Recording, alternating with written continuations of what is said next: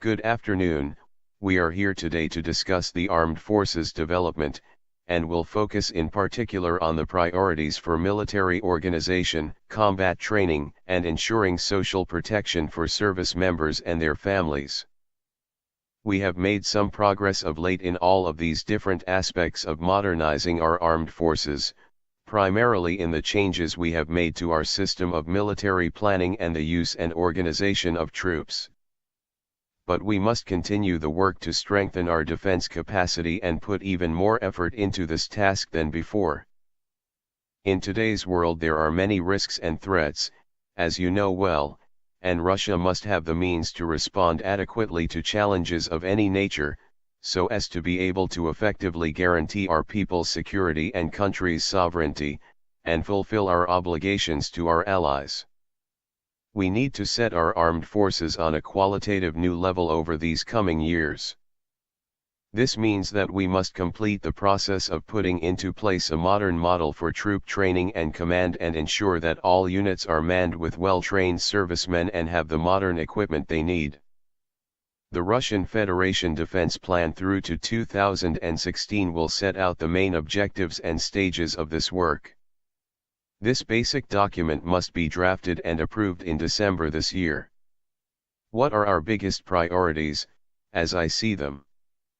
First, we must carry out more intensive and better quality combat training.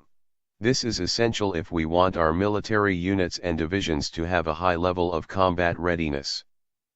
We remember the days when training exercises were a rarity. The situation has changed completely now. We have conducted more than 280 command and staff and field maneuvers, naval exercises, and other exercises at various levels over the first 5 months of this year alone, and by the end of the year we plan to carry out around 300 more exercises in various areas, including in the Arctic region. We must also step up our cooperation with our allies in the Collective Security Treaty Organization, and with our partners in the CIS and the Shanghai Cooperation Organization, including through joint exercises that will enable us to address not just defense but also counter-terrorism objectives. Second, another of our definite priorities is work to continue developing the new branch of our armed forces, the Aerospace Defense Forces. They took up combat duty on December 1, 2011, and today carry out a range of air and missile defense missions, early warning of missile attacks, and monitoring outer space, and make an important contribution to maintaining strategic parity. I ask you to keep proper watch on all issues related to infrastructure development in this area. We plan to commission 2 new radar stations soon in Armavir and Irkutsk, and by 2020, we must complete the work set out in the Aerospace Defense Forces Development Plan. Third, the entire armed forces must undergo a complete re-equipment. Let me remind you that we have 3 years to bring the share of new equipment up to 30% of the total, up to 70% within 5 years, and in some cases even up to 100%. Our military arsenal must include the modernized Topol-M systems, the latest and most important space systems, important in terms of ensuring our defense capacity, air defense systems, aircraft, ships, and submarines. I ask you to report immediately any failures to meet the set deadlines or delivery-related problems. Everyone involved in the state defense procurement work bears personal responsibility. The fourth priority I want to draw to your attention is the need for new approaches to the way the armed forces are manned. The main logic here is the need, for clear objective reasons, to gradually reduce the number of conscript servicemen and increase the number of professional servicemen. The plan is to increase the number of contract servicemen 2.5-fold over the next 5 years up to 425,000 people. Let me say straight away that this is not an easy task for the budget, and we will need to keep close watch on the budget's possibilities, but we must keep working towards this target. Contract servicemen will work primarily as sergeants and warrant officers, and also as specialists working with the new military equipment. We will soon introduce a new system of service for contract servicemen that gives them incentives for professional development and raising their qualifications. Let me stress that the selection process for contract service should be stringent, and the training centers and sergeants' schools must provide effective training. The armed forces need people with the right moral and physical qualities, educational and professional level. Conscript service must change too, again, for obvious reasons.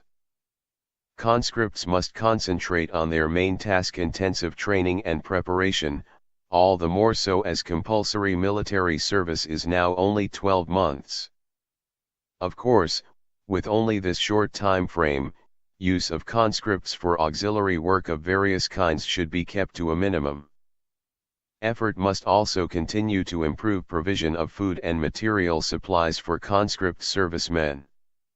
Let me say a few words separately about social protection for military personnel. As you know, decisions took effect as from January 1 this year, under which Defense Ministry service pay will increase 2.5-3-fold on average, and all military pensions will increase 1.6-fold. Furthermore, as we agreed, all servicemen in need of permanent housing must receive it in 2013 at the latest.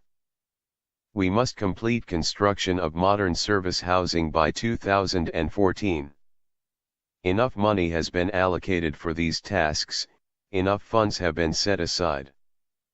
But I am forced to note, nonetheless, that there are still a lot of problems with housing provision and service pay. There are unacceptable glitches and red tape, as well as cases of blatant professional carelessness on the part of officials. Things might look fine on paper and in the reports, but in reality servicemen and their families sometimes encounter all manner of bureaucratic hurdles, formalism and indifference. I have instructed the Presidential Control Directorate to make the necessary checks in these areas. There are unacceptable cases that become apparent right from the start of these checks. We see cases of delays in paying service pay, and cases when servicemen find it impossible to get all the documents needed to move into apartments. Subsequent to the checks, we will draw the relevant conclusions and issue the relevant instructions.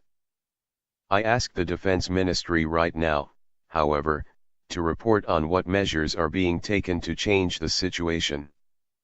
We are coming to the end of May, but the problem of getting wages paid on time has still not been sorted out yet. We have already discussed this matter in the past. Of course, work must also continue to develop a special insurance system, medical, and health resort services for service members and their families, and for retired servicemen too, and develop employment opportunities for servicemen's wives. I know that the Defense Ministry has already drafted a number of specific proposals on this matter. Let me stress that continued development and strengthening of our armed forces depends on each and every one of you.